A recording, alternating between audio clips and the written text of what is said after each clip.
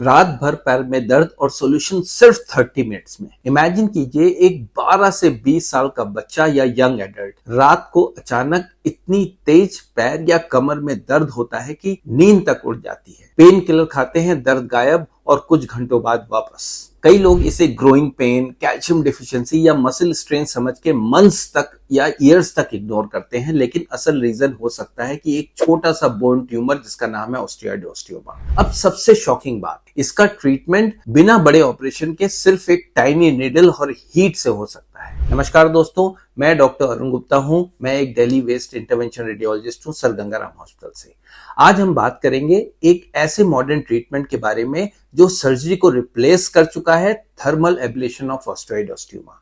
अगर आप या आपकी फैमिली में किसी को अनएक्सप्लेन्ड बोन पेन है, स्पेशली रात में बढ़ने वाला पेन, तो ये वीडियो बहुत आपके लिए इंपॉर्टेंट है। What is osteoid osteoma? सबसे पहले समझते हैं कि ऑस्टियोइड ओस्टियोमा क्या होता क्या है।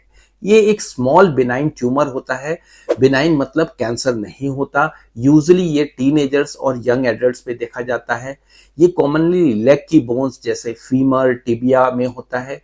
कभी कभी स्पाइन में भी हो सकता है। इस ट्यूमर का साइज बहुत छोटा होता है, मोस्टली 1 सेंटीमीटर, 1 to 0.5 सेंटीमीटर और कभी कभी इससे भी छोटा। लेकिन पेन इतना सीवियर कि डेली लाइफ डिस्टर्ब हो जाती है। सिम्टम्स क्या होते हैं? सबसे कॉमन सिम्टम है रात में सीवियर पेन।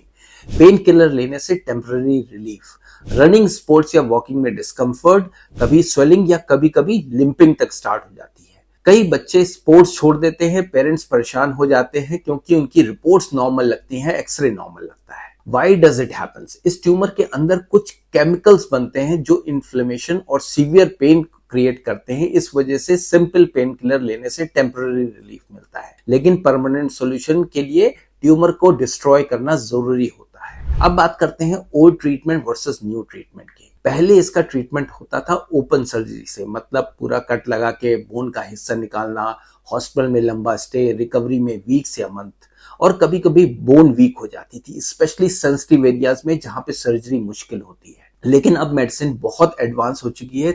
आज के टाइम में सबसे एडवांस ट्रीटमेंट है thermal ablation.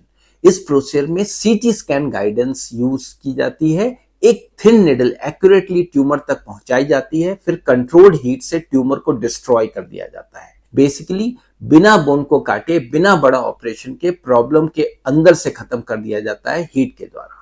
Why patient love this procedure? देखिए, सबसे अमेजिंग बात यह है इसकी कि इसमें no big surgery, no stitches, minimal scar, usually same day discharge या next day discharge, faster recovery. Most patients next day walk कर लेते हैं और पेन कई पेशेंट में तो सेम नाइट में रिलीफ मिल जाता है। क्या ये सेफ है? जी हाँ, अगर एक्सपीरियंस इंटरवेंशन रेडियोलॉजिस्ट की गाइडेंस में किया जाए तो ये प्रोसीजर हाईली सेफ और इफेक्टिव माना जाता है।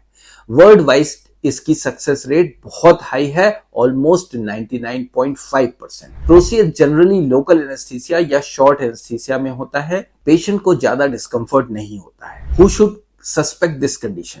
अगर किसी यंग पेशेंट को परसिस्टेंट बोन पेन हो, रात में पेन बढ़ता हो, पेन किलर से रिलीफ मिल जाता हो, स्पोर्ट्स एक्टिविटीज इफेक्ट हो रही हो, तो ऑस्टियोइड ओस्टियोमा को रूल आउट करना बहुत इंपॉर्टेंट है। सीटी स्कैन यूजुअली डायग्नोसिस को कंफर्म कर देता है। कई बार एमआरआई भी यूज होता है, रेयरली बोन स्कैन भी यूज किया जाता है। एक कॉमन मिथ है कि बोन ट्यूमर हमेशा कैंसर होता है। ये बिल्कुल गलत है। Osteoid osteoma usually non cancerous होता है, कंप्लीटली ट्रीटेबल कंडीशन है। दूसरा मिथ, सर्जरी ही एक ऑप्शन है। आज मिनिमली इन्वेजिव थर्मल एब्लेशन ने ट्रीटमेंट को कंप्लीटली चेंज कर दिया है। तो दोस्तों, अगर आप या आपके किसी जान पहचान वाले को अनएक्सप्लेन्ड बोन पेन है, स्पेशली रात में बढ़ने वाला पेन, तो उसको इग्नोर मत कीजिए। अर्ली डायग्नोसिस और modern minimally invasive treatment patient की लाइफ कंप्लीटली चेंज कर सकता है। अगर आपको ये वीडियो इंफॉर्मेटिव लगा हो तो वीडियो को लाइक कीजिएगा, शेयर कीजिएगा और फॉलो कीजिएगा, ताकि आपकी इन हेल्थ अवेयरनेस कंटेंट को मैं सिंपल हिंदी भाषा में समझाता हूं। सो मिलते हैं नेक्स्ट वीडियो में, जिसमें हम बात करेंगे मेल्स की एक common problem BPH, benign prostatic hyperplasia, और उसके non surgical treatment prostatic artery embolisation के बारे में। तब तक स्टे हेल्दी, स्टे इन्फॉर्म्ड।